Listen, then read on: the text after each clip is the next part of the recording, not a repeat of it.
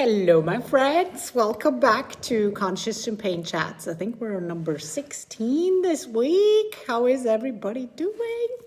I hope you guys had a marvelous weekend and everybody's doing well.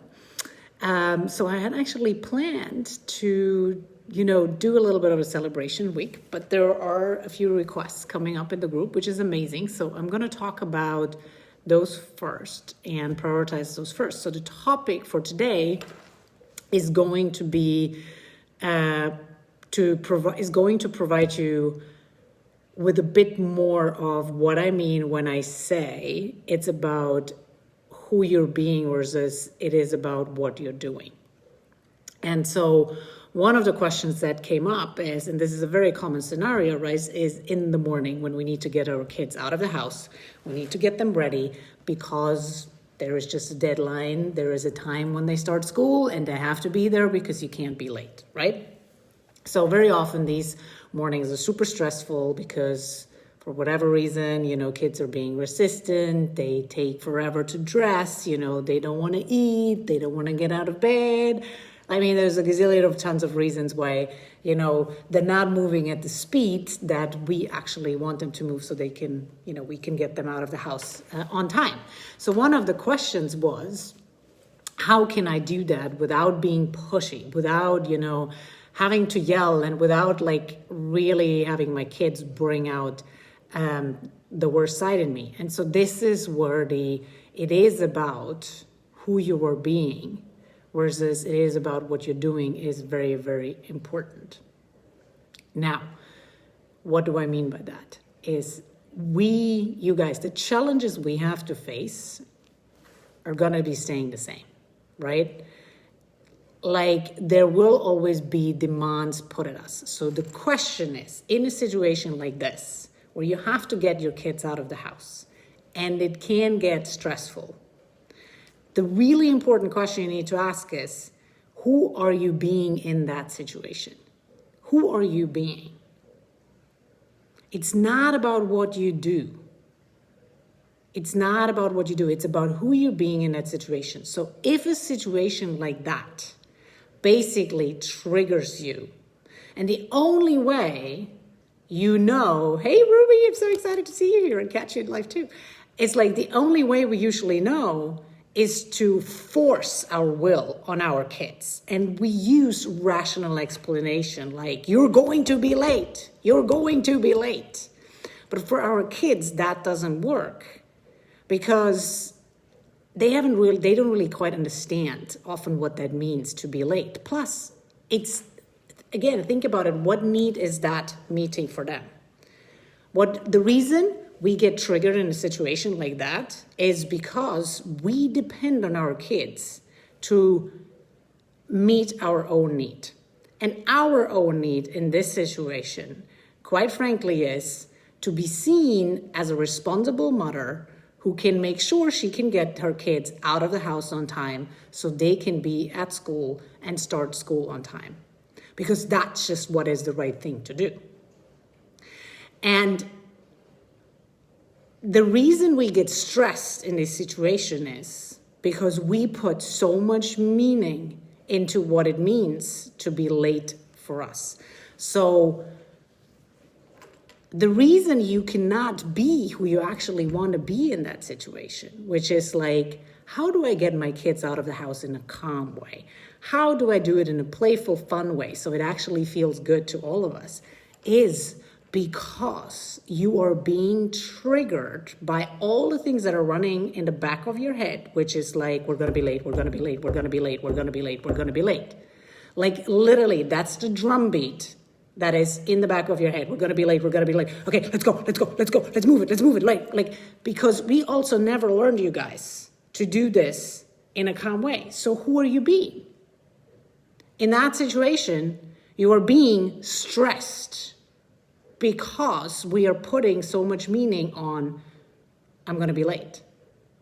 And so the way to shift it is to first understand, why is this situation stressing you out so much?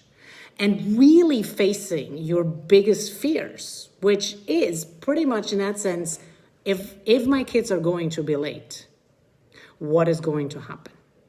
If my kids are going to be late, what does it say about me as a mother? What does it say about me? What are people going to think about me? Because that's the thing that we're not conscious of. We're not conscious of it, but it's running in the back of our heads, you guys. And when that is running in the back of our heads, it's literally your amygdala, the part here in the front part in the brain, is being triggered and screams, there's a tiger around the corner, there's a tiger, it's gonna come and bite you, it's gonna come and bite you, it's gonna come and bite you. That's pretty much like what's psychologically happening in your body. It's very much the same thing. We are putting so much meaning to what does it say about us when we are being late that you're stressing out your entire system. So when you're there, you cannot be the person you actually want to be for your children until you fully understand what's the worst thing, what's the worst interpretation you're putting up on this situation.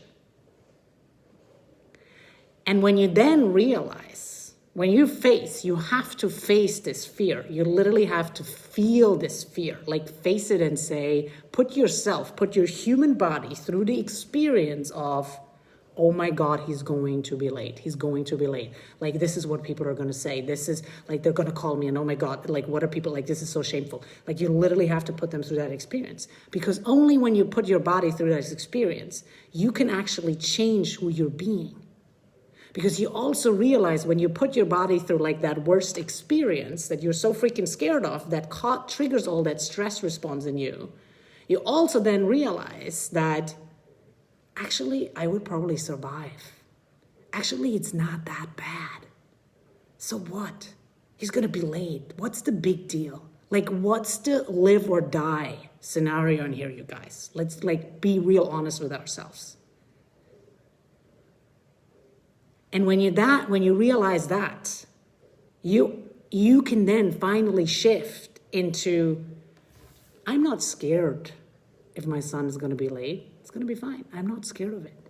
And when you can let go of that, then you can change who you're being in the moment in the morning for your children. And you can be totally relaxed.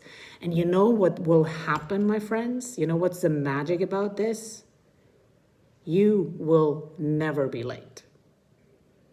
Because when you then change who you're being, that's when things become easy with your kids. They become playful, you joke around, you have fun together, and everybody's gonna be on time. But you can't even get there if you are letting, I'm gonna be late, my kids are going to be late, run the show. Because that's what's happening. So please go and check in with yourself and say, what does it mean about me? What are people gonna say when my kids are gonna be late? Face that fear, face it. Really like put your body through that experience. That's how you can release it. And then you can say, who do you want to be in that situation? How do you want the mornings to go? You have to define that and command that to your brain pretty much. I want to be calm. I want to be relaxed. I want to be fun. I want to be dancing in the morning. I don't know, whatever you guys want to do, whatever runs your show in the morning and gives you a good start. But if you're still attached to, I'm going to be late, it's not going to happen. So this is why it's so important. And this is why I always say it's not about what you're doing. It's always about who you're being.